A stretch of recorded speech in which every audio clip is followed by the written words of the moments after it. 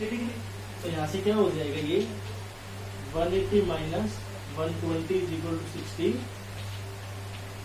Degree. तो angle जो A होगा उसकी वैल्यू कितनी हो जाएगी यहाँ पर हमारी 60 डिग्री, ये भी 60 डिग्री और ये भी 60 डिग्री।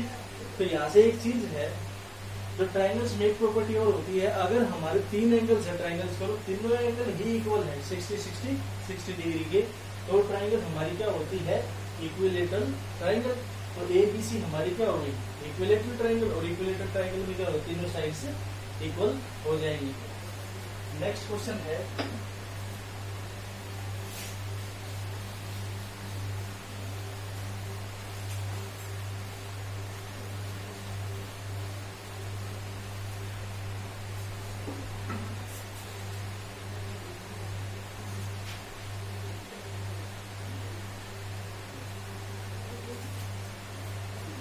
हमें एक फिगर गिवन है,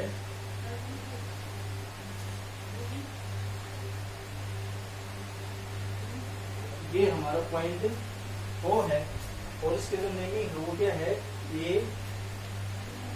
B C और D, ठीक है हो गई। और साथ में जो हमारा क्या गिवन है O इज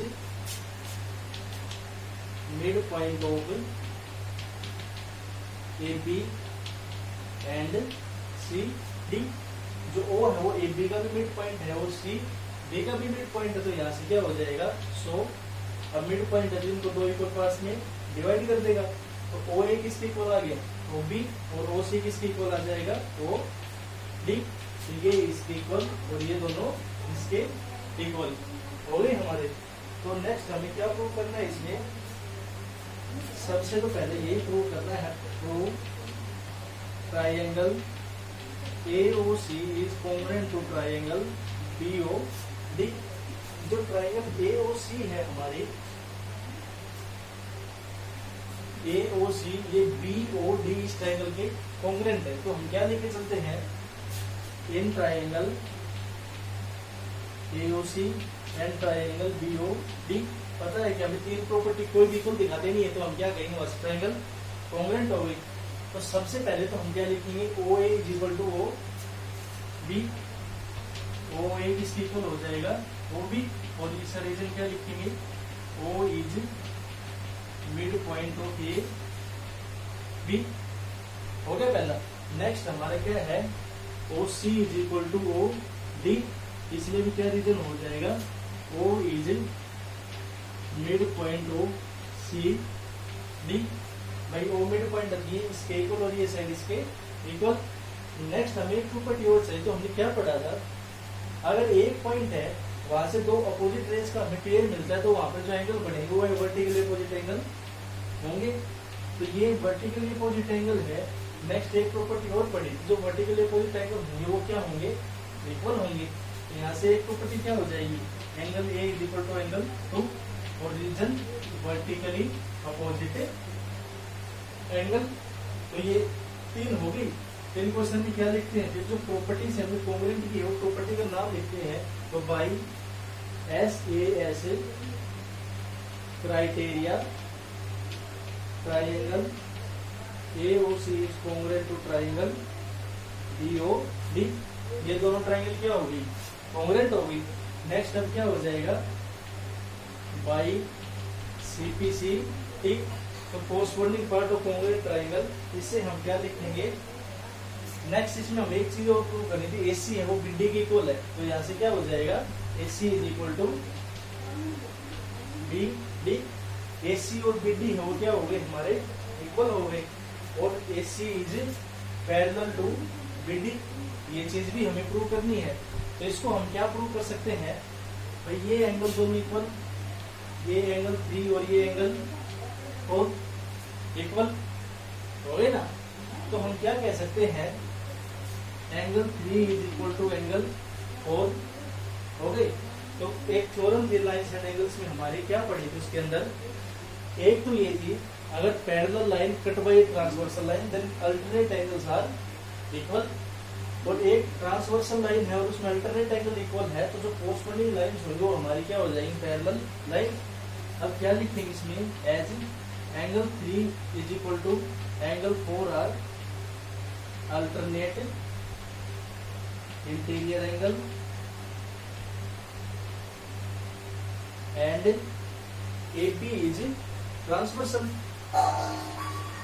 AB क्या है यहाँ पर हमारी ट्रांसवर्सल है, तो क्या हो जाएगा, so AC is parallel to BD।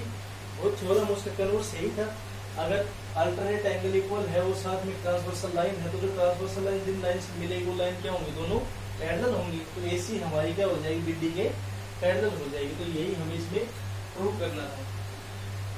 Next देखो,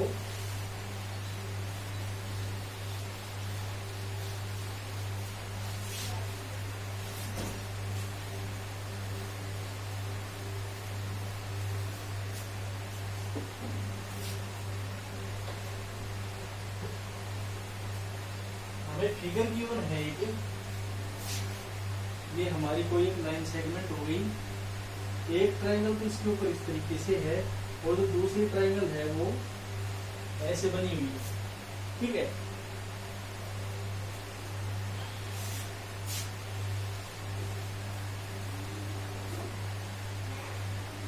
ऐसे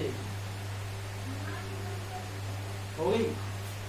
अब यानी कि जो नेमिंग है वो लिख देंगे, इसका लाइन का नाम है A B C, ये पॉइंट हमारा F हो जाएगा, ये D और ये E, ये पॉइंट हो गई। तो यहाँ पर हमें और क्या चीज गिवन है, AB is equal to CF given है, उसमें हम क्या लिखेंगे, AB is equal to CF, जो AB है वो किसके इक्वल है, CF के इक्वल है। EF is equal to BD, तो AB CF इक्वल है, EF is equal to BD, ये दोनों इक्वल है आपस में, ठीक है। और नेक्स्ट क्या गिवन है, and angle AFE is equal to CBD, angle AFE equal to angle CB और D।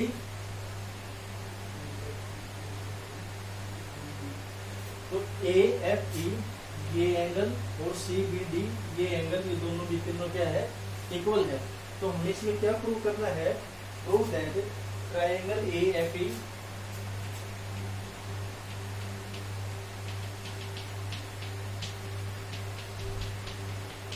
is congruent to AFE is congruent to triangle CBD।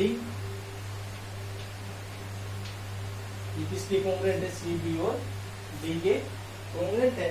तो हम यहाँ से क्या लिखेंगे, तो एक ट्रायंगल तो हमने ये ले ली AFE और दूसरी CBD।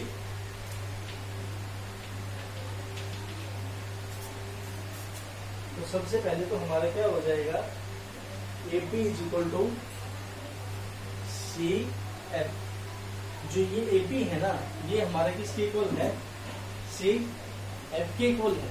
लेकिन हमें ये ट्रायंगल लेके चलेंगे तो हमें BC और AF है ये इक्वल दिखाना है। तो इसके लिए हम क्या करते हैं, AB is equal to CF, AB और CF क्या है, इक्वल है। तो adding BF on both side,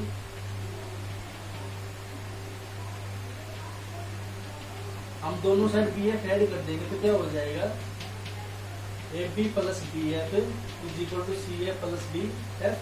भाई ये यहाँ तक इक्वल है, इसका हमें कोई नहीं पता, ये यहाँ तक इक्वल, इसका कोई लेकिन BF हो इक्वल पार्ट है। भाई इक्वल पार्ट हम इसमें भी ऐड कर दिया हो, इसमें भी ऐड कर दिया, दोनों पहले इक्वल है और इक्वल में अगर कोई और इक्वल भी जोड़ते हैं तो वो क्या रहेगी, सेम रहेगा, कोई चेंज नहीं होगा। तो यहाँ से क्या हो जाएगा, ये AF is equal to BC, AF है वो किसके इक्वल हो गया, BC के इक्वल हो गया। तो क्या लिखेंगे, in triangle AFE and CBD, AFE और CBD ये दोनों ट्राइंगल हमने ले ली। यहाँ से क्या हो जाएगा, A F is equal to B C, reason क्या लिखेंगे, फ्रॉम 1। इससे ए एफ हमारे किसके इक्वल आ जाएगा, बी सी के इक्वल आ जाएगा। नेक्स्ट हमारा क्या है, E F is equal to B D, इसका रीजन क्या लिखेंगे, ये गिवन है, ठीक है। नेक्स्ट जो होगा थर्ड पार्ट, वो हमारा क्या हो जाएगा, angle A F is equal to angle C B D, इसका रीजन भी क्या लिखेंगे, गिवन। तो ये क्या, so by S A S triangle A F is congruent to triangle C B D, ये ट्राइंगल हमारी क्या हो गई, कॉन्ग्रुएंट हो गई। ये तो हमारे क्वेश्चन थे। अगर हमें दो साइड और एक एंगल वो गिवन है इक्वल, तो हम कैसे सोल्व करेंगे उसके लिए। लेकिन ऐसा तो जरूरी नहीं हमें यही चीज गिवन हो। तो कई बार हमें कैसी प्रॉपर्टी गिवन होती है, दो साइड और एक एंगल, उसकी जगह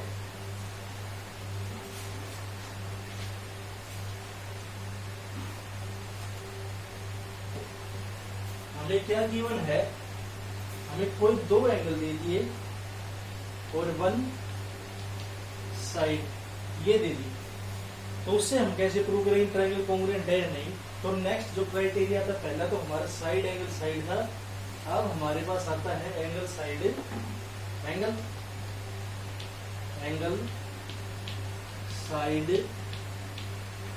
angle criteria. Side angle side की जगह दो साइड एक एंगल गिवन था, अब उसकी जगह हमें दो एंगल गिवन है और एक साइड गिवन है, तो उसको कैसे सोल्व करेंगे। देखो यहां से हम क्या लेके चलते हैं, दो ट्रायंगल हमें गिवन है, फॉर्म हो जाएगी हमारी